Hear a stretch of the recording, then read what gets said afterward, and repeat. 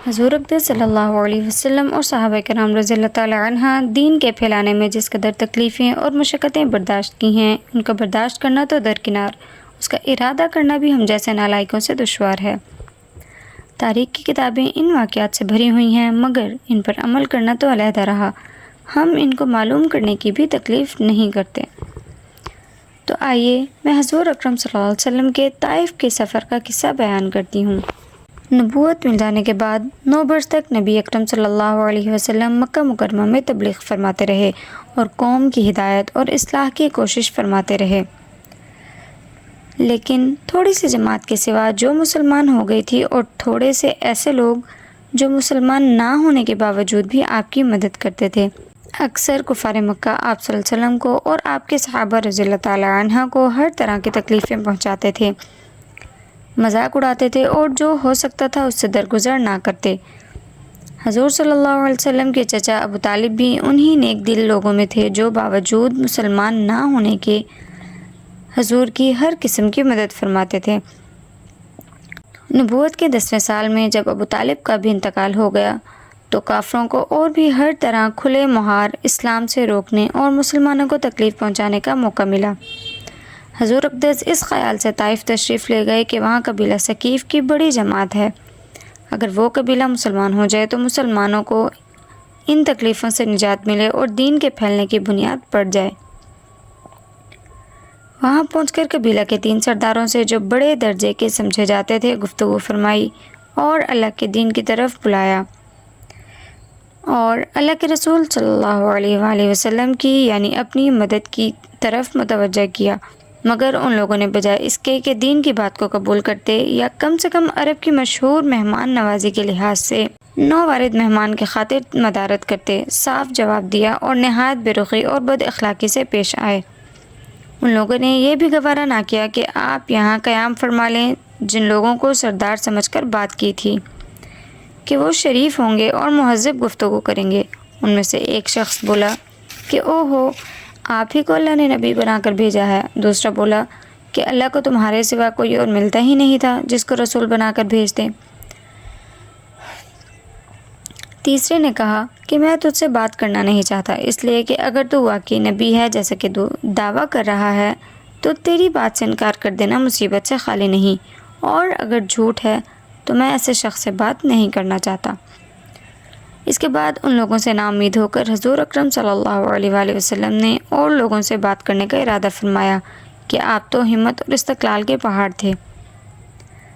مگر کسی نے بھی قبول نہ کیا، بلکہ بجائے قبول کرنے کے حضور صلی اللہ علیہ وآلہ وسلم سے کہا کہ ہمارے شہر سے فوراً نکل جاؤ اور جہاں تمہاری چاہت کی جگہ ہو وہاں چلے جاؤ۔ حضور اکرم جب ان سے بالکل مایوس ہو کر واپس ہونے لگے تو ان لوگوں نے شہر کے لڑکوں کو پیچھے لگا دیا کہ آپ صلی اللہ علیہ وآلہ وسلم کا مذاق اڑائیں، تالیاں پیٹیں، پتھر ماریں، حتیٰ کہ آپ کے دونوں جوتے خون کے جاری ہونے سے رنگین ہو گئے۔ حضور اقدس صلی اللہ علیہ وآلہ وسلم اسی حالت میں واپس ہوئے۔ جب راستہ میں ایک جگہ ان شریروں سے اطمینان ہوا تو حضور نے یہ دعا مانگی جس کا ترجمہ کچھ یوں ہے: اے اللہ، تجھے سے شکایت کرتا ہوں میں اپنی کمزوری اور بے کسی کی اور لوگوں میں ذلت اور رسوائی کی۔ اے ارحم الراحمین، تو ہی ضعفاء کا رب ہے اور تو ہی میرا پروردگار ہے۔ تو مجھے کس کے حوالے کرتا ہے؟ کسی اجنبی بیگانہ کے جو مجھے دیکھ کر ترش روتا ہے اور منہ چڑھاتا ہے، یا کسی دشمن کے جس کو تو نے مجھ پر قابو دے دیا ہے؟ اے اللہ، اگر تو مجھ سے ناراض نہیں ہے تو مجھے کسی کی بھی پرواہ نہیں ہے، تیری حفاظت مجھے کافی ہے۔ میں تیرے چہرے کے اس نور کے طفیل جس سے تمام اندھیریاں روشن ہو گئیں اور جس سے دنیا اور آخرت کے سارے کام درست ہو جاتے ہیں، اس بات سے پناہ مانگتا ہوں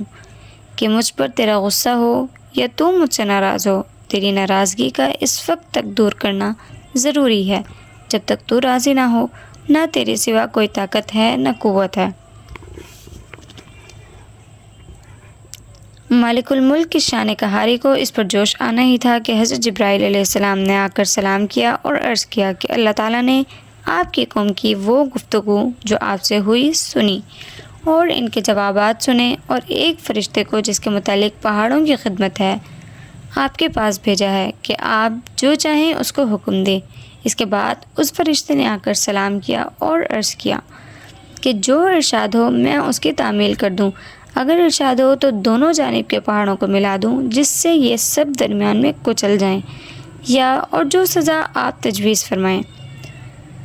حضور صلی اللہ علیہ وآلہ وسلم کی رحیم و کریم ذات نے جواب دیا کہ میں اللہ سے اس کی امید رکھتا ہوں کہ اگر یہ مسلمان نہیں ہوئے تو ان کی اولاد میں سے ایسے لوگ پیدا ہوں گے جو اللہ کی پرستش کریں گے اور اس کی عبادت کریں گے۔ تو دیکھیں، یہ ہیں اخلاق اس کریم ذات کے جس کے ہم لوگ نام لیوا ہیں کہ ہم ذرا سی تکلیف سے کسی کے معمولی سی گالی دے دینے سے ایسے بھڑک جاتے ہیں کہ پھر عمر بھر اس کا بدلہ نہیں اترتا، ظلم پر ظلم